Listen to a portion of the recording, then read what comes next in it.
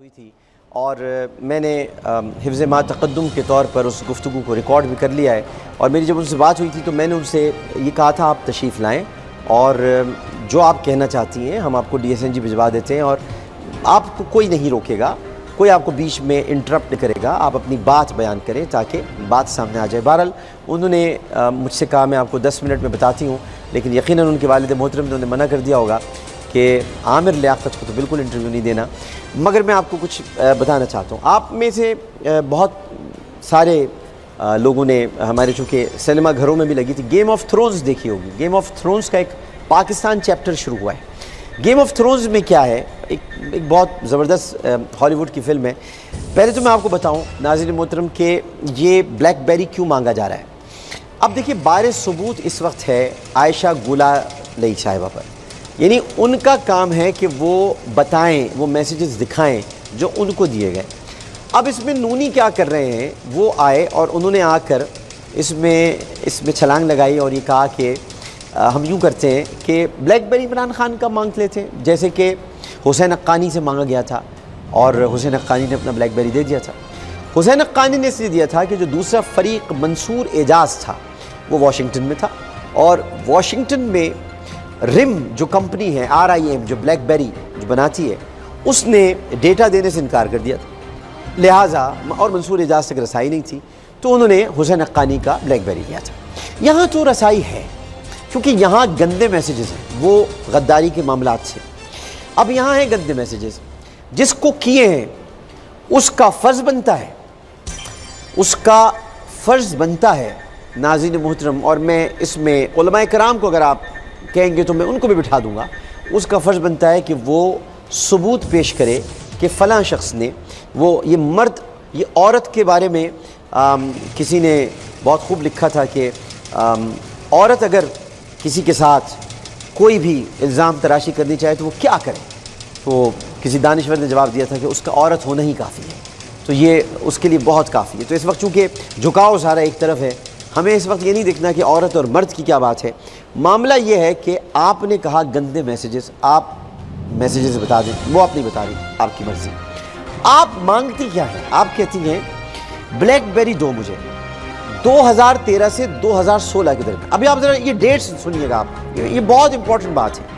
आप कहती हैं कि प्रिसाइसली कह रही हैं ये खातून, प्रिसाइसली ये कहती हैं कि जो अक्टूबर 2013, याद रखिएगा मैं जो महीना आपको बता रहा हूँ, अक्टूबर 2013 से जुलाई 2016 तक, अक्टूबर 2013 टिल जुलाई 2016 तक उनको ये मैसेजेस किए गए हैं और ये है दौरानिया। अब हम डॉट्स मिलाते हैं हम कि पाकिस्तान मुस्लिम लीग नून ये एलिगेशंस लगाती है अक्टूबर 2013 से एलिगेशंस लगाना शुरू करती है। और किस पे लगाती है, ये लगाती है जनाब लेफ्टिनेंट जनरल रिटायर्ड ज़हीरुल इस्लाम और लेफ्टिनेंट जनरल रिटायर्ड पाशा। अब अगर इन दोनों पर इल्ज़ामात लगते हैं इन दिनों में, तो वो ये चाहते हैं कि ब्लैकबेरी, चूँकि इंटेलिजेंस ब्यूरो इसको क्रैक नहीं कर सकती, IB ब्लैकबेरी को क्रैक नहीं कर सकती, रिम ने कुछ इसको इस तरह से डिज़ाइन किया है, लिहाजा ये चाहते हैं कि इमरान खान का ब्लैकबेरी लिया जाए किसी तरह से। और आयशा गुलालई को तो कोई मैसेज नहीं हुआ है। ज़रा देखें तो सही कि 2013 से 2016 के दरमियान कौन कौन जनरल इमरान के राब्ते में था। ये है कहानी कि किसी तरह से ये साबित कर दें कि इसके पीछे फ़ौज है, ये है बस कहानी। और वो निकलेगा कुछ नहीं क्योंकि फ़ौज है ही नहीं, लेकिन वो ये चाहते हैं कि किसी तरह ये साबित कर दें कि इसके पीछे फ़ौज है, क्योंकि फ़ौज के दुश्मन है। मैं आपको दिखा रहा हूँ सब कुछ, ट्वीट्स दिखा रहा हूँ मैं आपको जंग ग्रुप की पॉलिसी दिखा रहा हूँ, मैं आपको बता रहा हूँ नवाज शरीफ का अंदाज़, मैं आपको नवाज शरीफ की नाअहली के बाद खाकान अब्बासी का उसी मरी में गवर्नमेंट हाउस में जाकर वजारत पर गुफ्तगू करना, वजारत के नामों पर तबादला ख्याल करना, खुली अदलिया की तौहीन है, आर्मी के साथ लड़ाई करने का इरादा है। तो ये सब कुछ है और आपके सामने है। और मैं आपको अगर नाअहल का पुराना क्लिप दिखाऊं, आज तो बहुत ज़्यादा हो रहा है ना शोर, ابھی کسی خاتون نے ٹویٹ بھی کیا تھا، وہ ٹویٹ بھی میں آپ کو سب دکھاتا ہوں، بلکہ وہ ٹویٹس آپ پہلے سے تیار رکھیے گا جو کہ ٹویٹس ہیں۔ اچھا ایک اور آپ کو بات بتاؤں، یہ فوج پر حملے کو، یہ جو بجٹ کی بات کی گئی ہے اور فوج کے حوالے سے جو باتیں کی گئی ہیں، یہ کوئی نئی باتیں نہیں ہیں، یہ اس سے پہلے بھی جنگ گروپ کے لوگ کرتے رہے، اور کون لوگ کرتے رہے یہ اگر وقت ہوا تو میں آج آپ کو بتاؤں گا، لیکن کل میں آپ کو ضرور دکھاؤں گا، اس میں کوئی شک و شبہ کی گنجائش نہیں، میرے پاس کلپس موجود ہیں۔ لیکن اس وقت میں آپ کو دکھانا چاہتا ہوں یہ جو آج